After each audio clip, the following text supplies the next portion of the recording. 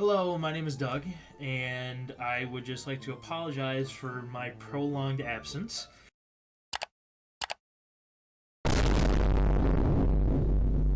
Hopefully you guys had a very nice and relaxing Thanksgiving, Christmas, and New Year's. God damn, bro. God damn, that's 3 holidays. Holy shit.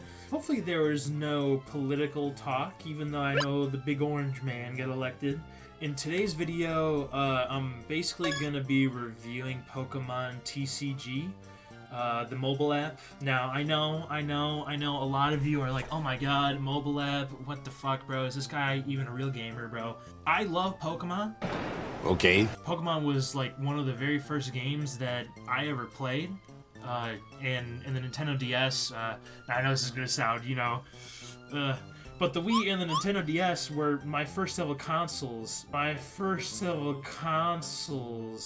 What did he say? And I remember Pokemon Diamond vividly. Ever since I played Pokemon Diamond, I have bought and owned every single mainline Pokemon game. I'm not counting like Pokemon Coliseum or Pokemon Rangers because I don't really play those. And I also used to play the Pokemon trading card game online. When I found out that they were releasing what I was playing on the browser on my phone, I was so surprised and so hyped for this game to come out. So the main topics I'm going to talk about today are the rewards and kind of like the ways that you earn your cosmetics, and then talking about the cosmetics themselves, and then the battling / card collecting aspect of it. Because it has taken me extremely long to put this video out, the Pokemon Company has not only released another new expansion, but they've released a little bit more cosmetics. So when I get to those sections about the expansions and the cosmetics with my past self, I will kind of interject and, leave notes in there. So thank you, and hopefully you enjoy the rest of the video. I do have the game right here on my phone. I'm looking at it. Nobody asked! Like, you can't really judge the game too hard because it is a new game. They do have some pretty cool, cosmetics, and it's really what are you gonna do? What are you gonna do with a trading card game for cosmetics? One thing I do want to complain about, though, in the store is the fact that the hourglasses that are worth 12... I don't even know what to call them, store points, I guess we'll call them. There are ones where you can get 6 hourglasses. If you don't know what an hourglass is, actually, hold on, let me explain that first. So an hourglass, you have 2 different types of hourglasses. You have pack hourglasses and wonder hourglasses. Pack hourglasses basically help you, if you get 12 of them, because it takes, I want to say it takes 12 hours for a pack to refresh. And if you have 12 of the pack hourglasses, then you can just open a pack automatically. But there are hourglasses in here that are ×6, but there's a limited amount. And they cost 12 store credit, I'll call it. And then you have the ones that refresh, they cost 6 more store credit, and you get the same amount of hourglasses. And I don't know, in my mind, I feel like if you want someone to keep playing your game, and especially, you know what, hold on a second, let's think about this in a money aspect. Let's think about it like we're the greedy fucks at Nintendo. This is inside the mind of a greedy video game company. Do you feel any remorse for making your customers spend so much money on half-finished products? No. I feel like we're letting companies get away with doing the bare minimum. On one side of the fence, it's like, yes, I can judge the shop, for not having enough items. But then, on the other hand, it's like, oh, well, people can make the argument oh, well, but Doug, the game's new, right? The game just came out, of course they're not going to have that many, cosmetics in it. But it's but then, when you really think about it, though, you're like, no. Because let's go back to an older game. Let's go back to Halo Reach. Halo Reach, when it dropped, they dropped all the cosmetics with the game. They were like, hey, this is everything you can get. And, they gave you everything that was available, in the beginning. And they made it up to the player to grind to get that like to get those items. Dude, I'm looking at this shop, bro. There's 3 playmats. There's like 4 coins or like 4 emblems you can get. Hello, I am back again. This is future Doug, because past Doug likes to yap a lot and likes to talk about bullshit. But I'd just like to intervene here and bring up the expansion / like cosmetic items that I missed and that Pokemon has newly released themselves. So they've recently added a expansion called the Space and Time Smackdown expansion, which I showed in the intro. Which is basically all of Gen 4. Well, I shouldn't say all of Gen 4, but most of Gen 4. And they added 2 new packs, a Dialga pack and a Palkia pack, which is really cool to see, and I think I kind of shit on them a little bit too hard. But it's really nice to see that they're adding more expansions and more generations and more Pokemon more frequently than I had originally anticipated for them. And then in terms of new shop items they added, they didn't add a whole lot, just like your typical, I don't know, they added like 2 covers. They added a Palkia and Dialga cover. And if you don't know what a cover is basically what you use for your binders, because you can make a binder in the game. I think you can put like 30 cards or something in it, and it's basically just like a binder that you put like your favorite cards in, or like if you want to do a specific, like, oh, I want to make a water binder, I want to make a fire type binder, I want to make a grass type binder, you can do that. And these are just kind of like the covers, so it's like when you show it off, it's be like, oh, hey, cool, look, that guy has the fucking Palkia cover or whatever. And then really quick, I want to talk about, because I did not talk about the premium shop. If you don't know what the premium shop is, there's a feature where you can buy a premium pass, which allows you access to open 1 more pack. Also, with you being able to open 1 more pack, it gives you access to a separate shop, which has, the same items. It's just more like exclusive items. I think the premium pass costs like $10. So like you're essentially paying $10 to open an extra pack, really, which I don't really find to be worth it.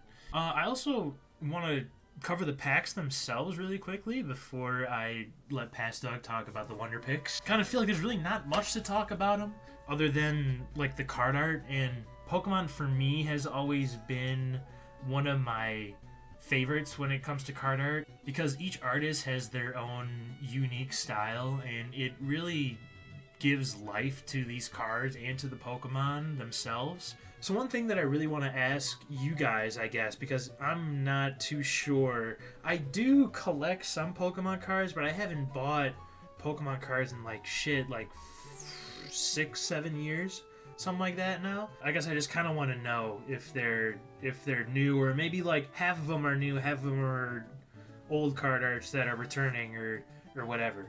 But if y'all could let me know, that would be cool. And now back to your regularly scheduled program. Let's talk about the Wonder Pick aspect. The Wonder Pick aspect is probably my favorite part of this whole game. So the Wonder Pick is basically when you send someone a friend request and they accept it and they open a pack, their pack gets turned into like a Wonder Pick.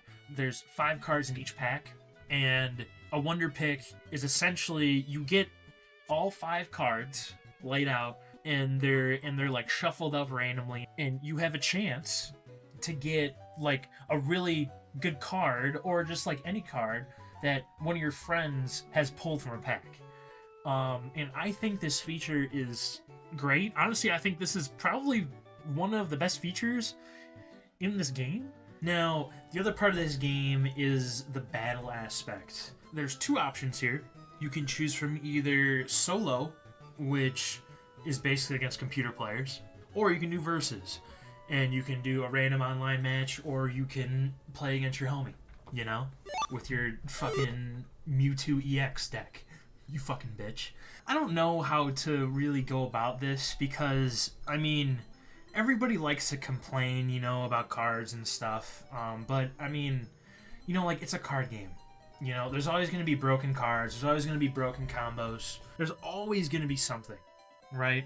Now, I have a little more hatred towards the broken decks, I think, than others, because for the longest time, I don't think actually I don't think my account was able to pack an EX, because for the longest time the only EXs I ever got was the Lapras EX from the event. If you know, you know, but that's the only time I ever got an EX.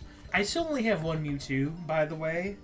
So any people out there who are gonna accuse me of being a Mewtwo spammer, I only have one Mewtwo EX. All right, and I don't even get my Gardevoirs. I swear to God, every game I play with that Psychic deck, my Gardevoirs are the last 2 cards at the bottom of my deck. I swear to God, man.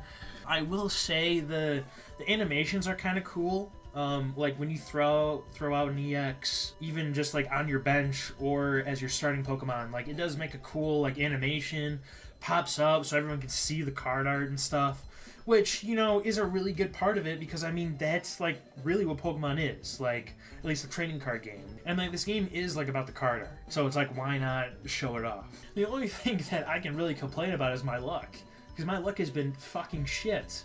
I mean, like, I don't mind the battle aspect. There's really nothing wrong with it. You know, and especially if you played the online version of the Pokemon trading card game, like the older one, like the old one, like the one that when you buy a real life pack and it comes with a QR code, you scan that QR code to get it into that game. I think it's just called Pokemon TCG Online. I played that game, and it basically plays the same way. I do enjoy that these battles seem to be like faster. One thing I do have a problem with is the lack of rewards you get for losing. Usually when you win, you get pretty good rewards. You get a pretty good, like, either it's like a really good like XP bonus, you know, for winning, or maybe you'll get like, you know, like a little bit of XP, but then you'll get like a couple items or something that you can like use like in a game or whatever. And usually when you lose, you don't get as big of a bonus, you know, obviously because you lost the game, but you usually get something. In this game, when you lose, you get absolutely nothing, which is weird to me. Like, I've never seen a game that doesn't give you anything for losing. And then, when you win, it doesn't even feel like you win, because all you get is 15 XP. And like, the part that is kind of like confusing me is like, I feel like the battle part is kind of just as big, if not even a little bit bigger of an aspect than the actual like collecting part. It doesn't really incentivize me to grind this game. Like, you can keep the 15 XP, but at least give me like, I don't know, give me like an hourglass or something. Like, honestly, don't even give me the pack hourglasses. Just give me the Wonder Pick hourglasses. Give me like 4 of them, right? Because I think the daily login, I think you get 4 of the pack hourglasses. Honestly, I would be happy with 15 XP and like 4 of like the Wonder Pick hourglasses. I like how the battling is relatively simple, really, so that like new players, not just to the Pokemon franchise, but like even just to gaming in general, maybe this is someone's first ever card game that they've ever played in their life, you know. And I think they do a really good job at simplifying the rules and the instructions, and, you know, like, it's clear. Honestly, really, the only thing I think they need to change for the battling is the rewards. Like I said, it just doesn't incentivize you to grind this game. And this game, you know, like, at the end of the day, this game is basically just a glorified, like, gacha game. And, I mean, a gacha game is all about the grind. And if you don't have good rewards for your players, they're not going to want to grind your game. Wow, Past Doug, great review. I know I'm wearing the same shirt, but believe me, I am Doug from the future. And I just want to say, I hope you guys enjoyed my review on the mobile Pokemon trading card game app. Like I said in my homepage video, this review style of content is pretty new to me, and I am enjoying it a lot so far. I would love to hear feedback from you guys on ways I can improve my reviews and my videos in general. I also want to say thank you to the new people who not only subscribed to my channel but left encouraging comments on my homepage video.